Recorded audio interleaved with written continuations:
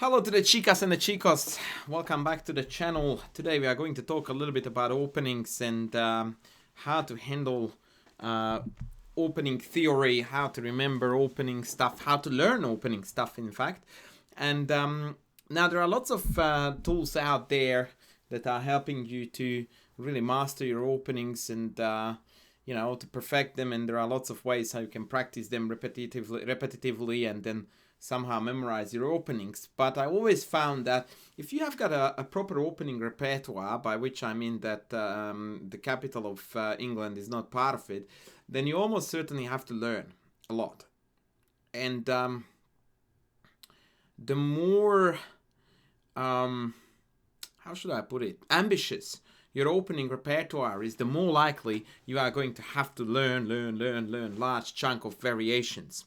And at points it might seem tedious, almost pointless, and you almost always feel like it's just a never-ending spiral. You learn, you forget, you relearn, you re-forget, and it just never really happens for you.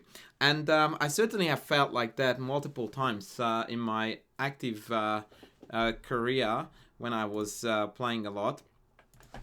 Hold on. And there was one way that I found was very, very effective to stay on top of my openings. And this is something that I wanted to talk about in this video. And I would like to recommend you to use this tool. And it's a very basic one. I'm not going to tell you any magical secrets to it. The core idea is that instead of trying to remember lines as an abstract thing that if they go there, I go there, blah, blah, blah. I developed this idea, certainly I wasn't the one developing it, but it worked for me, that large chunks of opening variations were attached in my head to a particular game, or I should rather say the other way around, that I was rather focusing on a particular game that was played in that line, and I used that game as an anchor. Like, I always referred back to that game so that I would remember what to do. Now, it works on various levels. To model this on the most basic level, I have a student to whom I taught the Austrian attack against the Perk, which looks like this. So, Perk, actually, I'm doing a funky move order like this. Right, so it can occur via various move orders. It can go e4, d6, d4, knight f6, knight c3, g6, f4, bishop g7, knight f3, castles, bishop d3. Again, we're in the same position. And he would forget it every time. Like, back to back, we had 3 lessons, or 2 at least, when it got forgotten. And I'm like, okay, how about this? Your favorite player is Fischer Banker. And he goes like, oh, right, Fischer Banker. And he immediately knew what game I was talking about. And of course, the famous Fischer Banker game, in which Fischer sacrifices his rook on f6 in a spectacular fashion, is actually an Austrian attack. And so you have something a little bit less obscure to remember, to sort of latch onto, to use as an anchor. I'm going to model this to you how I used it, but it varies from person to person, and it depends on what line you are struggling with and what games you can attach to it. But for example, I very much struggled at one point in my career, not so much against the Scandinavian, but just to stay on top of in which line do I do what, until I found a really awesome game played by Nick de Femian, a very well-known Dutch grandmaster, who played this masterpiece against the bishop f5 setup with bishop d2, knight e4, takes on f6. I actually did show you this game on, I believe, on this channel already. Bishop g2, and here there is this very cunning idea that if they play bishop e4, then after rook e1, f5, knight g5, bishop g2, rook takes e6, is going to just mop up in a very, very cruel fashion. The rook is taboo because after check, the best case scenario is, yeah, actually it's mate now. Take, and mate.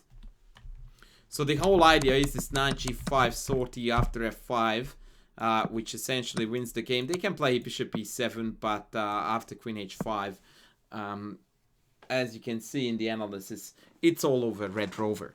Now, I enhanced this knowledge of mine, so now I had the anchor, the Nimzo-Indian game, and so I knew that bishop e4 was bad. And on top of that, I saw a game played by Igor Gleck against Hikaru, when Hikaru was 2650 or even higher. And actually, Hikaru was absolutely slaughtered, although he did win the game in the end. So I wanted to have a backup in case of a more sensible queenside castles rather than bishop here. And the way how that game went was... actually, I don't know. He didn't play c4. He played... wait a tick. No, it was castles right away. That's right. It was castles right here. Knight h4. Bishop g6, c4. For some reason, my computer is extremely slow. Bishop d6, c5, and Gleck had a huge attack here. Absolutely tremendous attack behind the black pieces. And although he went on to lose, I remember this idea of playing c4, c5, and then queen a4 is coming, bishop f4 is coming. It's just everything is gonna break loose. But the core idea, the core game, once again, was the Fermian game with d4, d5, take, d4, knight f6, knight f3, bishop f5, bishop d2. So I remember this maneuver, which allows black to choose which way they take back, but they usually take with the g-pawn. And then I had this motif in my head about this bishop e4 and then rook e1 castle. Wowzers, look at the speed my piece is moving with, quite insane. So that was that. And with this, I actually managed to handle the bishop f5 side of my Scandinavian, but then I still had the occasional struggle down against the other variation, and in fact I often confused them in the beginning of my career when I played against the bishop g4 line. And again, so as soon as they become lines, it's far less likely that you will be able to accurately recall what's going on there, unless you have got something less obscure, something a little bit more tangible to recall. And then I saw this game played by Motifs, and there is a motif. So it's interesting, motif, quite like that. It's interesting how sometimes it's the motif, sometimes it's the name of the dude, sometimes another thing that makes you click and you will never forget. So I always remembered to do h3 g4 against bishop g4, then knight e5, and then here I remembered at first that I remember seeing an Alekhine game with knight c4 where he won the queen easily with this knight d6 trickery, but actually this is not a good move at all, because after queen c6, quite surprisingly, white finds himself in some kind of a trouble because of the diagonal is quite vulnerable, and after f3 bishop b4, this position is not really that great for white at all. And so it caused some confusion to me that I didn't remember how to exactly play it. And then I saw the Motilov game, which features this motif. Check this out. Goes f4, which kind of semi-announces already a very powerful idea of f5. Opponent goes bishop f4, quite commonplace. Takes d7. King takes, and here comes the motif. And once you see this, I don't think you can forget this. It's one of those things where you just go like, yep, that's it. He goes f5 takes d5. Bingo, baby. You see it, you won't forget it. Because this is blasting the board open beautifully. And all of a sudden, your bishop g4 theory is narrowed down to this tactic where you remember that, yeah, I go h3, g4, chuck in the knight to e5, f4, castles kingside, and you are on the lookout to play this f5, d5 combo. And in fact, it's so cool that even against knight e7, my best move according to the engine is to do this. And here it's either d5 or take, and then d5, disconnecting the queen from the bishop. So now the bishop is hanging, and the bishop on g2 is delivering a fairly hefty oomph on that diagonal. Not to mention that now the king is in severe trouble. g6, queen e1 is the computer's top line, where king d8 is best. It's quite pathetic. So once I saw this Motilov game with this d5, I'm like, oh baby, this is it. And actually, although he stuffs the game up at various points, but the generic concept, this attack, is just so awesome on that king stuck in the middle. I mean, the rest of the game is irrelevant. Black is obviously in utter misery, but the game is just piece of cake, and you remember now your theory. And all of a sudden, on the back of these two games, the Fermian, somewhat loosely Gleck Hikaru, and the Motilov game, my head just got around what to do against two of the largest Scandinavian lines. And if once you have got these anchor points, it's very unlikely that you will forget them. There is every chance you forget the odd line. But when there is a game associated with it, almost inevitably, there is a memory, and more often than not, a pleasant memory associated with that, because you just see it and you go like, wow, that Motilov guy just killed him, right? And so you want to basically relive, redo, replay what was done there, and now you are remembering. If it's an obscure variation, then you may or may not. Obviously, you should remember some, but inevitably you will forget some. There was a part in my junior years when I've always been an advocate of the King's Indian Defense, as you would know from previous videos, but at one point, in fact more than once, I was quite keen to widen my horizons and engage with other openings, and I was quite keen on the Nimzo, but again the theory of the thing was just quite frightening. And then one day I was with my coach, International Master Laszlo Hazai, who used to, and in fact still does, work together with Grandmaster Peter Lukach. The two of them would probably make the best theoretician duo that ever lived. As far as I'm concerned, that's my personal opinion. Others would argue. I think the two of them have contributed to opening theory more than any other opening theoreticians who were not professional players ever. But that's maybe a little bit biased, and I'm happy to open that up to debate. Anyway, so one day, in fact many days it happened, whilst we were preparing for my game, Peter Lukach came along and to discuss various things and to go through variations and whatnot, and he showed me, not me but to both of us, a game he played the previous day in the Nimzo, in the Queen C2 variation.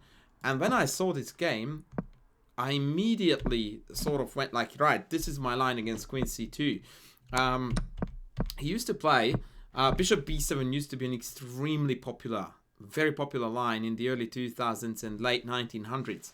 Every man and his dog played it with both colors. And then Lukach started playing this Bishop A6 sideline quite successfully, actually. The whole idea, and this is again a good point to bring up, that this whole entire line, Bishop A6, is based on one idea, and that is to undermine the c4 pawn. And if you can simplify your openings to basic ideas like that, it helps you so much to remember.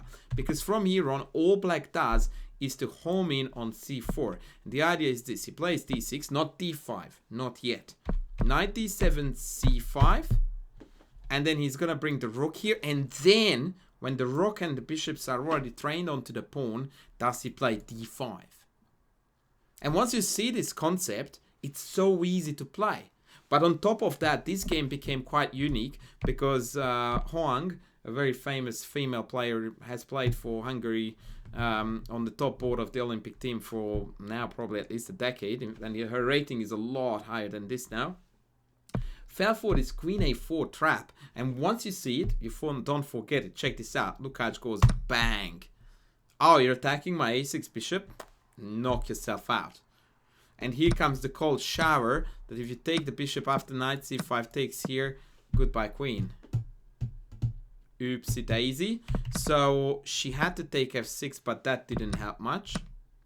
Takes back with the pawn, so that this motif still works. And after queen takes knight c5, now she gets to save the queen by going out via b5, but now everything drops with the tempo. Lukach is a tempo up, sorry, a pawn up for nothing, and brings home the victory easy. I want to show you this sexy stuff. He bang knight f4, a beautiful tactic based on this check, and he's 17 pawns up and goes on to win. And once I saw this, my queen c2 Nimzo was like, yeah, Hoang Lukach, I'm good to go. And of course, the more games that you can remember in this fashion, the better for you. And ideally, of course, what it requires for you, and this goes a little bit above a certain rating level, unless you have got certain courses or opening files worked out for you, your opening courses obviously will have to be based on certain Grandmaster games that are entered into your opening files so that you can remember the games. So this is basically what today's video was going to be about. I really believe in the power of this. It's a very effective way to try to remember a little bit more by actually associating a game on top of your opening lines. But because if you remember that game, it's somehow, in my opinion, really helping you to make that opening real, to all of a sudden understand it. You figure out you don't have to figure out, you understand what's going on because someone else has done it that you remember, and so it helps you just to basically play a better quality game. And because if I brought up Lukach's name, I want to tell you a really fun story that I really every time I saw him play, I just was blown away by the level of intuition that guy had for chess. So here is this guy, Grandmaster, always beautifully, like very elegantly dressed. I remember that every single time I saw him play, he would be wearing a suit. He was a really fine gentleman, that dude, still is. And his playstyle was something that I have never seen back in the day and ever since. And that was the following. Every single time his opponent made a move, he would write down on the score sheet his opponent's move. His wallet was always on his score sheet as a cover. And so he would write down I'm going to model this here for you. He would write down the move of the opponent. And as soon as he wrote down what the opponent played, he writes down his own move that he's yet to play. Got it? Right? So, my move, wallet on top of it. He starts thinking on it. And then he plays it. And he played like that from move 1 till the end of the game. Every game. And I would say that in the length of a game that was about 40 moves, there would be about 2, maximum 3 occasions when after the opponent's move arrived, he didn't write down something in response instantly, but took a minute or 2. Now that taught me 2 things. Actually more than 2. 1, the guy was a genius. 2, he had an incredible chess sense, which meant that he looked at the position and he instantly knew where to go. And 3, something that I have spoken a lot about this channel, but probably not enough, is that he spent his opponent time brilliantly in anticipating their moves and figuring out what the best response was against them. Hardly ever did I see his score sheet having scratched out moves. He didn't have neat handwriting, but he did have neat score sheets. There was no crossing out there, man. Once that was written down, hardly ever did that change. But anyway, that was just a little bit of a side story. So, help your openings by having these anchor games. And be grateful for me later for you remembering your lines. Thanks for watching. Bye.